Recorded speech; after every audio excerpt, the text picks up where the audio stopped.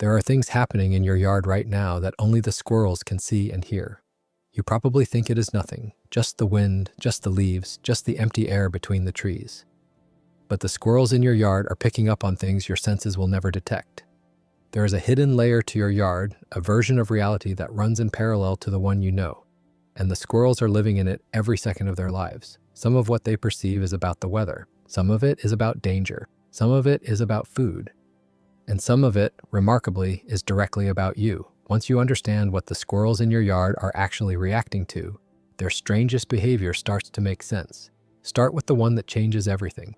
What if the yard you're looking at right now looks completely different to the squirrels in it? Not slightly different, a whole other version of reality. The squirrels in your yard can see ultraviolet light, a part of the light spectrum that is completely invisible to the human eye. Your visual system stops at what physicists call the near ultraviolet boundary.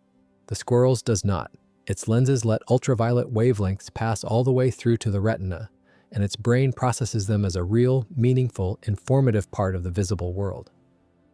A landmark study published in the Proceedings of the Royal Society B in 2014 by Douglas and Jeffrey confirmed that gray squirrels, along with several other mammals, have lenses that permit ultraviolet light to reach the retina. Human lenses block it almost entirely. Squirrel lenses do not. What this means is that the yard you have been looking at your whole life is not the yard the squirrels are looking at. That plain gray fence they run along, to them, may be covered in ultraviolet patterns left by other squirrels marking territory. The flowers on the neighbor's hedge, which look plain to you, have ultraviolet landing strips on their petals, nectar guides for pollinators that also happen to be visible to squirrels. The trail of urine another squirrel left on the branch, which you cannot see at all, glows to your squirrel like a fluorescent line drawn across the wood. And if that changes the way you think about what the squirrels in your yard perceive, wait until we get to the sixth thing at the end of this video. Because it is not just about what they see out there, it is about what they detect coming from inside you. And that one changes something about how you think about being watched by an animal. Have you ever seen a squirrel in your yard suddenly stop what it is doing and turn its head, ears rotated forward, towards something you cannot hear at all? That is not a glitch. That is a sensory ability you do not have. The squirrels in your yard can hear frequencies up to approximately 65,000 hertz. Human hearing tops out at around 20,000 hertz. That means there is an entire layer of sound happening in your yard right now that only the squirrels have access to. Robert Lishak at Auburn University, whose research on gray squirrel vocalizations remains among the most thorough in the field, documented that squirrels use ultrasonic communication, particularly between mothers and kits, that occurs entirely above the human hearing range. If a mother squirrel and her kits are calling to each other in the dray above your roof, you will hear nothing. They will be having a conversation. But it goes beyond squirrel-to-squirrel communication. The high-frequency world your squirrels can hear includes electronic devices in your home, chargers, LED lights, your television on standby, the whine of a computer power supply. Every one of which emits ultrasonic sound that leaks into your yard through walls and windows. It includes the ultrasonic calls of some insects. It includes the specific pitch of a hawk's wing feathers cutting through air at hunting speed. You and the squirrels are living in the same yard, but the squirrels are hearing a completely different version of it, with an entire soundtrack of information you cannot access. Have you ever noticed that the squirrels in your yard get strangely active or strangely quiet hours before a storm arrives? They are not being dramatic. They are not being random. They are feeling something in the air that you cannot feel. Squirrels detect changes in barometric pressure, which is the weight of the atmosphere pressing down on the surface of the earth, with a sensitivity that is well documented across small mammals. Their inner ear structures, along with pressure receptors distributed through their bodies, respond to shifts in atmospheric pressure that would take a weather instrument to measure. Your weather app tells you a storm is coming. The squirrels in your yard already knew hours ago. What actually happens is more sophisticated than most people realize. Falling pressure signals an approaching low-pressure system, which means storms, wind, and often extended cold or rain. For a squirrel, that means the window to forage, cache, and prepare is closing. In the hours before a storm hits, well-fed squirrels are often observed doubling down on cache activity, moving between food sources at higher than normal speed, and making trips to the dry that they would not make on a stable day. The behavior you see, the sudden burst of activity, the increased visits to the feeder, the fast trips up and down the trunk, is not agitation, it is preparation. The squirrel's body has felt the weather change coming. Its brain has calculated how much food gathering time it has left. and it is running the calculations in real time, right in front of you, hours before any human in the neighborhood knows the storm is on the way. Have you ever watched a squirrel in your yard freeze in place, look up at the sky, and hold that pose for a long 10 seconds, and when you looked up, you saw absolutely nothing? The squirrel was not being paranoid. It was seeing something you could not see. Gray squirrels have a visual field of nearly 300 degrees.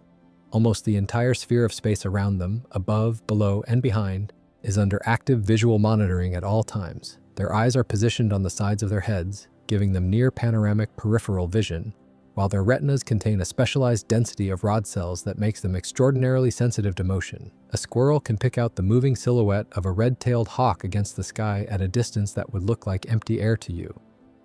Field observations, including work by researchers studying raptor prey dynamics, suggest that squirrels can detect a soaring hawk at distances that stretch into the thousands of feet.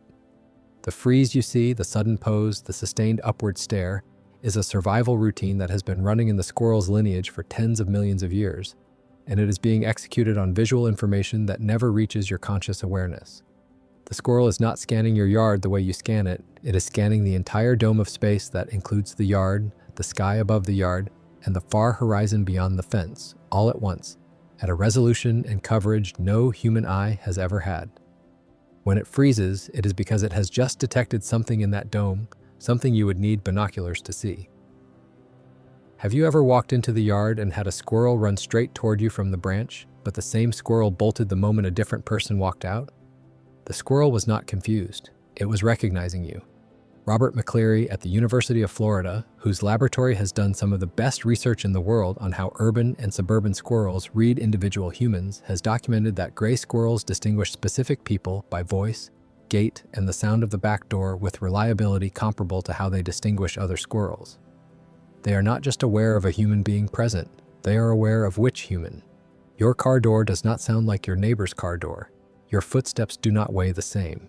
Your voice hits the yard in a pitch and rhythm the squirrels have spent months mapping. Stretch this out to every sound you make when you approach the yard. The click of the back door latch, the rustle of the seed bag, the scoop hitting the plastic bin, the sound your shoes make on the deck, the soft note of your voice when you first speak. Every one of those sounds has been logged in your squirrel's memory, paired with what happens next, and turned into an audio profile of you that is more accurate than most humans can identify each other by. When the squirrels appear at the fence before you even step outside, they are not psychic. They are just listening at a resolution you cannot match. For a specific human, they have spent their entire adult life learning. Which brings us to the sixth thing, the one from the beginning of this video.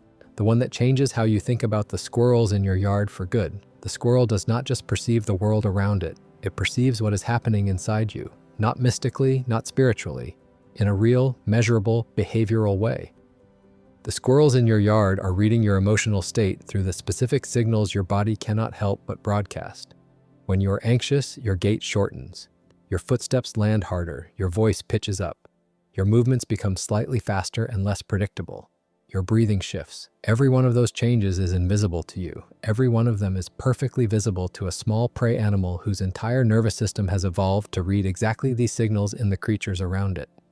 The broader research on prey animal responses to human behavior, including work by Bill Bateman on urban wildlife habituation and Robert McCleary on individual human recognition, consistently shows that the wild animals living in close proximity to specific humans learn to read those humans' baseline state and to detect deviations from it.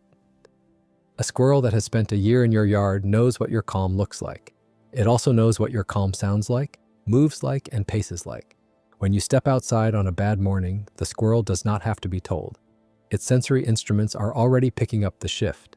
This is why the squirrels in your yard sometimes give you more space on certain days or come closer on others. They are not psychic. They are reading you in real time, using sensory equipment more precise than yours, from a nervous system whose survival has depended for millions of years on catching exactly this kind of information about the large creatures near it. You are a broadcast. The squirrels in your yard, more than you have ever realized, are always tuned in.